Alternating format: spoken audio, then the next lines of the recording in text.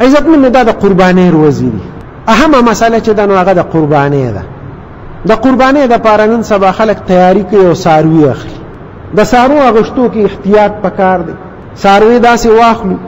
چې زمونږ په سترګې یخی شي، سترګې په خوږی شي چې یاره دا څاروي خشته څاروي بیمار نه وي، ګوډ شل ني، لون ني، چې په یوه سترګه کم څاروي ړوند دی نو په هغه باندې قرباني نه کېږي. دا کم څاروي چې غاښونه نشته، پیدایشي نشته یا دغسې بلکل نشته، په هغه قرباني نه کېږي. یو څاروي دی چې هغه داسې بیمار دی چې کمزوري شوی دی، دومره کمزوري شوی دی چې بلکل دا اډوکي پکې داسې ښکاري، نو په داسې څاروي باندې قرباني نه کېږي. غټه مسله چې پکې پیښیږي د قربانۍ په څاروي کې نو د هغې خلک شک کوي چې یاره دا غوږ یې کټ دی، دا لکۍ یې کټ شوې ده. بله یو زمونږ دلته یو کس، زه بازار کې وم او دقه ټیم ووتم لاړم او زمونږ یو کس دلته چې ته څاروی راوستي وم، زمونږ د کالونۍ کس و، ما پسې ټیلیفون وکړ مولوي صاحب څاروی مې راوستی دی. نو زمونږ د کالونۍ خلک خو ډېر نیازبین دي که نه. نو ما ورته ویم زه لرې یم لږ، وایي نه ته راشه که نه ته راشه که ته دا څاروی ما راوستی دا لږ وګوره دا غوږ یې کټ دی که څه چلو. خو بیا ښه و دغلته هغه مفتي صاحب و دی په راپټۍ کې ناست دي، مې ده ته وښایه دی به یې ته ووایي. دا مسلې پیښیږي ډېر ورځو کې. غوږ چې نیم کټ دی او د نیمې نه زیات کټ دی، بس په ده باندې قرباني نه کېږي. لکۍ ده، لکۍ نیمه کټ ده او د نیمې نه زیاته کټ ده، په دې باندې قرباني نه کېږي. بس دا ذهن کې ساتو، دا غوږ که داسې په پرتو باندې نیم کټي او که داسې په اوږدو باندې نیم کټي، خو چې نیم کټ شوي دي او د نیم نه زیات کټ شوي دي په هغه باندې قرباني نه کېږي. بعضې ځناوري د هغه پیدایشي غوږونه نه وي، نو دا څاروي نیمګړی دی، نو په نیمګړي څاروي باندې قرباني نه کېږي. چې پیدایشي د هغه غوږونه نه وي نو په ده باندې قرباني نه کېږي، چې غوږونه یې مکمل وي. هسې که لږ کټ شوي نو خیر دی، خو که نیم او د نیمې نه زیات وي نو بیا پې قرباني نه کېږي. چې ګوډ وي په خپه باندې او دومره ګوډ وي چې هغه قربانګاه ته نشي تللی، ګرځېدی نشي، نو بیا په هغه باندې قرباني نه کېږي. او که هسې نه لږ ګوډوالی پکې وي نو خیر دی په هغه باندې قرباني کېږي چې قربانګاه پورې تللی شي.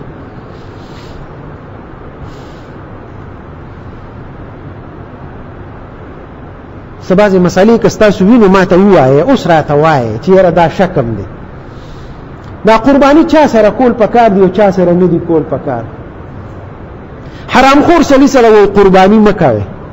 د ټولو قرباني ورسره خرابېږي. زمونږ په دې معاشره کې دوه طبقې مونږ ټارګېټ کړي دي چې دوی سره بلکل قرباني ونه کړي. یو د بینک ملازم او یو مونږ دا غریبانان رئیسار کړي وي نیان صاحبان، دوی سره قرباني مه کوئ. خو د علماو تحقیق دا دی، احتیاط دا دی چې ونه کوې ورسره نو ښه ده، خو قرباني ورسره کېږي. د بینک ملازم دی نو په دې بینک کې یوازې سودي کاروبار نه وي، هغې کې جایز کاروبار هم شته، حلال کاروبار هم پکې شته. نو هغه ته چې کومه تنخواه میلاویږي مونږ به پې دا ګمان وکړو چې ده ته د هغه حلالو نه میلاویږي، او که څه ورته د حرامو نه میلاویږي نو څه به ورته د حلالو نه میلاویږي. نو د علماو دا تحقیق دی چې د بینک ملازم سره قرباني کېږي. او یو نیان مونږ ډېر زور شور سره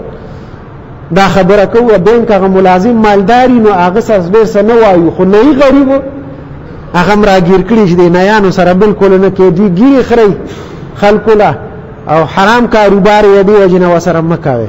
خو تاسو وګورئ چې یوازې هغوی ګیرې خو نه خورئ، ویښته هم سمئ که نو بعضې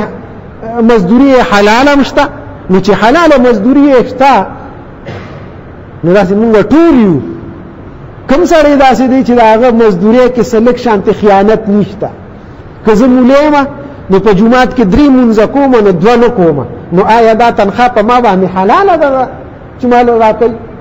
دغسې زمانه هم کمې بیخې کېږي د دکاندار نه هم کېږي تاجرانو نه هم کېږي داسې هر سړي نه دا کمې بیخې کېږي نو زمونږ بعضې رزق حلال دی او بعضې حرام دی نو موږ به قرباني اوس نه کوو نو چا سره به قرباني کوو بیا سودخور سره مونځ مه کوئ نو دا ټول خلک سود کې مبتلا دي نو اوس به موږ جومات ته نه راځو مونځ به نه کوو نو نیان او که داسې نه وي چې هغه بالکل نور ویښته نه سموي او ټول حجامتونه کوي نو بیا خو ټیک ته بالکل ټول هر څه حرام دي نو مه کوه ورسره خو نه نیان نور ویښته هم سموي او ګیرې هم خورئ یا وړې کوي دا د ګناه کار دی نو څه حلال هم شته او څه حرام هم شته موږ به پې ښه ګمان وکړو په مسلمان به وایي د خیر ګمان کې چې دا قرباني ما سره کوي دا په هغه حلالو باندې کوي په حرامو باندې نه کوي که موږ سختۍ را واخلو نو بیا به سختۍ کې دی چې موږ به نه به دا قرباني پاتې شي حلال خورو پسې به ګرځو نو حلال خواره کوم دي نن سبا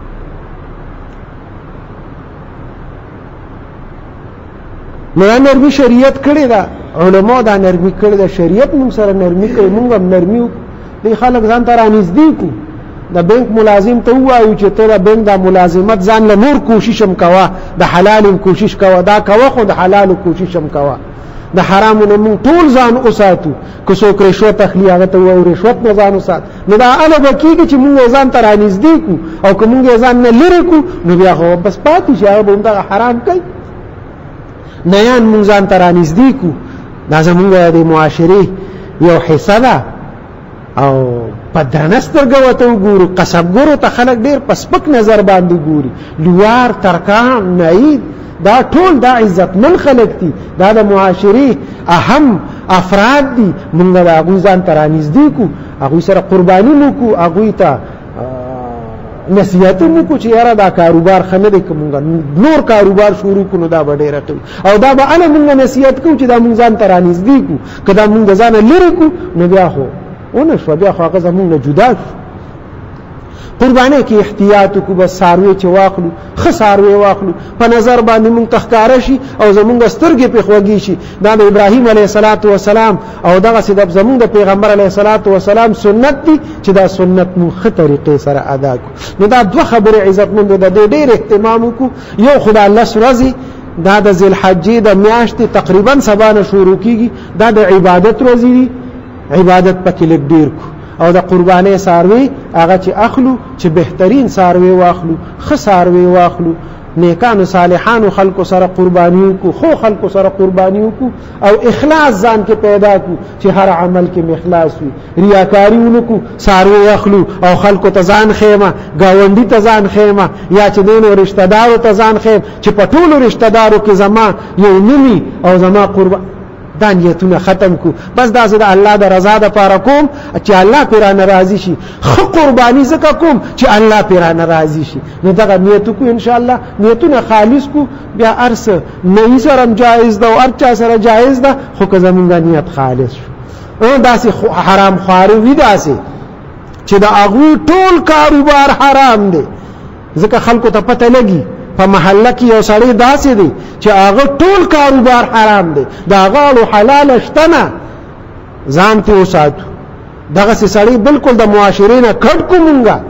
چې یاره د هغه ته احساس وشي چې یاره ما سره خلک عبادت هم نه کوي ما په جومات کې هم څوک نه خوښوي ما په حجره کې هم څوک نه خوښوي ما په بازار کې هم څوک نه خوښوي خلک زما نه نفرت کوي دغسې خلکو نه نفرت پکار دی چې هغه ته عبرت حاصل شي نو د هغوی نفرت پکار دی او د هغوی د سړي نه نفرت نه خو د هغه چې کوم دا بد عمل دی د هغې نه نفرت وکړو چې ته بالکل ټول ستا کاروبار حرام دی نو دا ښه خبره ده نو هغه هدیه هم قبوله نه کړو هغه سره قرباني مو نه کړو د هغوی نه ځان وساتو الله دې موږ ټول له د عمل کولو توفیق راکړي اللهم صل على محمد وعلى آل محمد كما صليت على إبراهيم وعلى آل إبراهيم إنك حميد مجيد الله دا څومره مسائل بیان شو الله دې موږ ټول له د عمل کولو توفیق راکړي دا 10 ورځې دا د عبادت دي الله دې په موږ باندې په عبادت کې تېرې کړي الله دې موږ ټول د ګناهونو نه محفوظ وساتي قربانی دا د الله زمونږ نه اخلاص سره ادا کی دا عبادت دي د دې روزو عبادت دي الله دې په ښه طریقې سره او اخلاص سره زمونږ نه ادا کی الله دې زمونږ نیک اعمال قبول او منظور کی بد اعمال نه الله مونږ ټول په امان کې وساتي صلی الله تعالی